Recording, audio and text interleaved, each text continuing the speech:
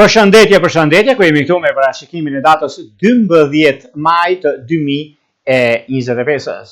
Një ditë të mbar, javë të mbar juroj.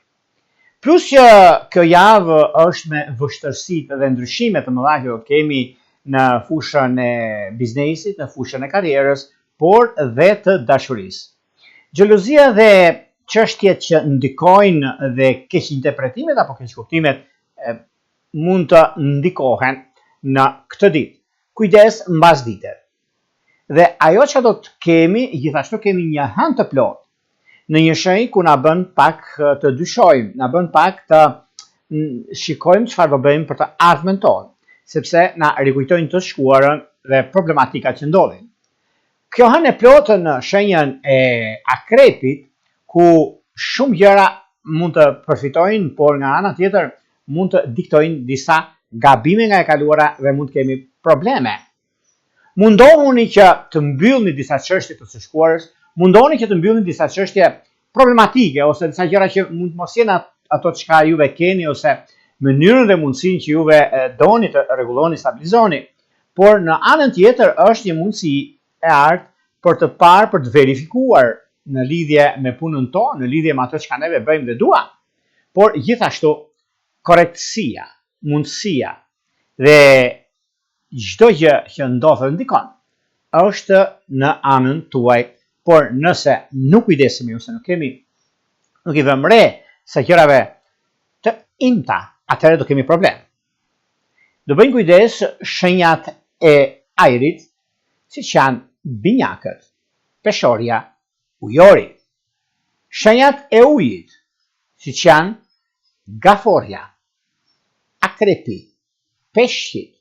Duhet bëjmë kujdes në bisedimet. Nëse keni diçka ose mirë është të mos ekspozoni, sepse xhelozia është në përkamp. Çfarë do të themi mos ekspozojmë? Thoni dikujt që bleva një makinë klasik, një makinë që bën 30.000 euro, një makinë kështu andaj. Bleva një Flori, bleva një kudiun, jo nga këto gjëra. Sepse ai që nuk e ka është njësoj si nuk është e njëjtë ai që ka bar komplot dhe ai që ka bosh.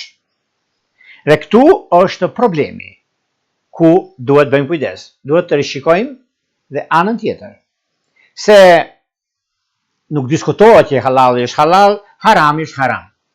Në anën tjetër ku mund të ndikohet edhe neve që kemi diçka që kemi bler me lekët tona, me djersën tonë, e përsupozojun 1 kile misha, 1 kile domate, 1 kile kudiun, dhe kalojmë tek një lypës që ai nuk ka thaj. Dhe e shikon, nuk e kemi mbledhur, nuk e kemi mbështjellë. Dhe aty pastaj i hym gjinaf, sepse për çka që kemi bler me lekët tona. Kur tjetri, ajo o do prishet ai mish, ose do diçka ndodh. Kjo do thot për një farë mënyrë syri, po kjo është ajo tjetra që neve na ngulitet, që se kam unë.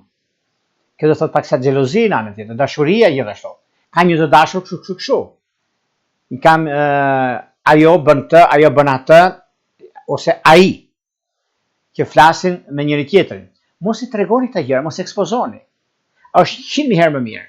Dhe pikërisht kjo ditë ndikohet në këto gjëra dhe kjo hënë e plot ndriçon disa anë që nuk duhet.